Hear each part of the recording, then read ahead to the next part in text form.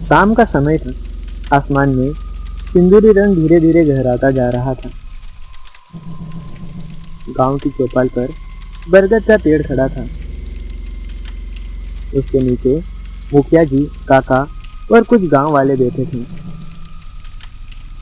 तभी वहां से माधव अपने कंधे पर कुल्हाड़ी रखे वहां से निकल रहा था। अरे माधव, इस वक्त कहाँ जा रहा है? सूरज डूबने को है। मुखिया जी, घर में छोटी कोड़ी नहीं बची। धनिया की तबीयत दिन ब दिन बिगड़ती जा रही है। दिन भर की मजदूरी से तो पेट भी नहीं भरता। तो सोचा रात को जंगल से सूखी कीमती लकड़ियां काट लाऊं और सुबह शहर के बाजार में अच्छे दाम मिल जाएंगे मुझे। उससे कुछ पैसे तो मिलेंगे। अरे माधव, आज अमावस की रात है। इस रात छलावा जाग जाता है। जो जंगल की सरहद लांघता है ना, छलावा उसे अपना शिकार बना लेता है। तो मेरी बात मान, मजबूरी जान से प्यारी नहीं है। तू कल चले जाना। काका, गरीबी की मौत रोज रोज मरने से बेहतर है कि मैं एक बार उससे लड़ लूं। अब मेरे पास कुछ खोने को नहीं बचा। माधव ने किसी की बात नहीं सुनी और वह जंगल की तरफ बढ़ गया। लगता है जंगल को आज और किसी की बलि मिलेगी। जैसे जैसे माधव आगे बढ़ रहा था, जंगल और भी घना होता जा रहा था। चारों ओर से जंगली जानवरों की आवाज आ रही थी, जो माहौल को डरावना बनाती जा रही थी। माधव धीरे धीरे आगे बढ़ता गया। उसके हाथ में एक कुल्हाड़ी और एक लालटेन है। जंगल में सन्नाटा इतना था कि उसे खुद के पैरों की आवाज भी डरा रही थी, जैसे कोई उसके पीछे पीछे चल रहा हो। माधव जंगल में इधर उधर घूमता है।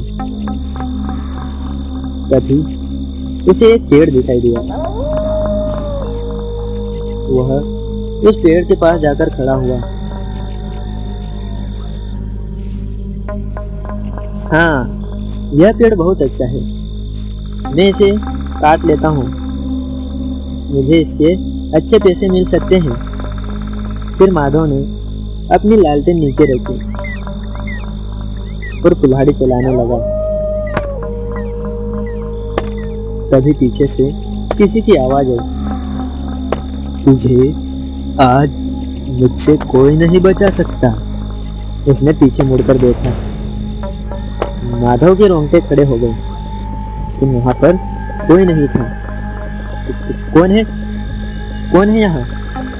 अगर कोई गांव वाला है तो मैं बता दे रहा हूँ, मैं डरने वाला नहीं। आज रात मुझे कोई नहीं रोक सकता। लेकिन कोई जवाब नहीं आया। लगता है यह मेरा वहम है। छलावे के बारे में सोच सोचकर मेरे दिमाग को वही महसूस हो रहा है। माधव फिर से अपनी कुल्हाड़ी उठाता है और लकड़ी काटने लगता है।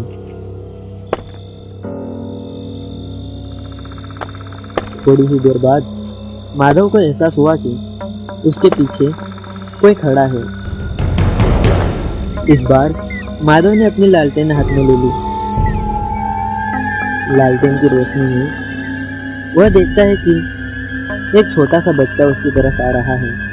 वह जैसे ही रोशनी में आया तो वह कोई और नहीं बल्कि माधव का छोटा भाई चुन्नू था, जो कि बचपन में ही डूबकर मर गया था। माधव को अपनी आंखों पर विश्वास नहीं हो रहा था। अरे चुन्नू तू? लेकिन तू तो 10 साल पहले ही। हाँ भैया, मुझे माँ यहाँ अकेला छोड़ गई। मुझे यहाँ बहुत डर लगता है। मुझे अपने साथ ले चलो ना भैया। ये सुनकर माधव भावुक हो गया और उसकी तरफ बढ़ने लगा।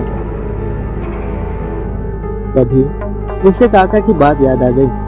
काका ने कहा था कि छलावा हमारी यादों के साथ खेलता है। और वह उसी में फंसाकर अपना शिकार कर लेता है। माधव वहीं पर रुक गया। उसने अपने हाथ से कुल्हाड़ी छोड़ दी और बोला, तुम मेरे भाई नहीं हो, अब मुझे पता चल गया, तुम छलावा हो। अचानक उस बच्चे की आकृति बड़ी हो गई और वह एक काले साये में बदल गया और जोर जोर से हंसने लगा। अब तुझे मुझसे कोई नहीं बचा सकता। माधव लालटेन पकड़े हुए वहां से भागता है। वह अपनी जान लगाकर भाग रहा है। जंगल के एक चक्कर लगाता है और देखता है कि वह वहीं पर वापस आकर खड़ा हो चुका है। माधव समझ जाता है कि वह छलावे की जाल में फंस चुका है। तभी उसे पीछे से एक आवाज आई, माधव बचाओ मुझे। अरे धनिया, तुम यहाँ कैसे गए? तुम तो घर थे ना, तुम जंगल में क्यों आए? अरे तुमने मुझे वहां मरने के लिए छोड़ दिया और तुम यहाँ मजे कर रहे हो ना। मेरी मौत का जिम्मेदार अब तुम हो। अरे नहीं धनिया, मैं ये सब तुम्हारे लिए ही कर रहा हूँ। अच्छा, अगर ऐसा है तो आओ। यह आवाज सुनकर माधव पूरी तरह से टूट गया और उसका मानसिक संतुलन बिगड़ चुका है।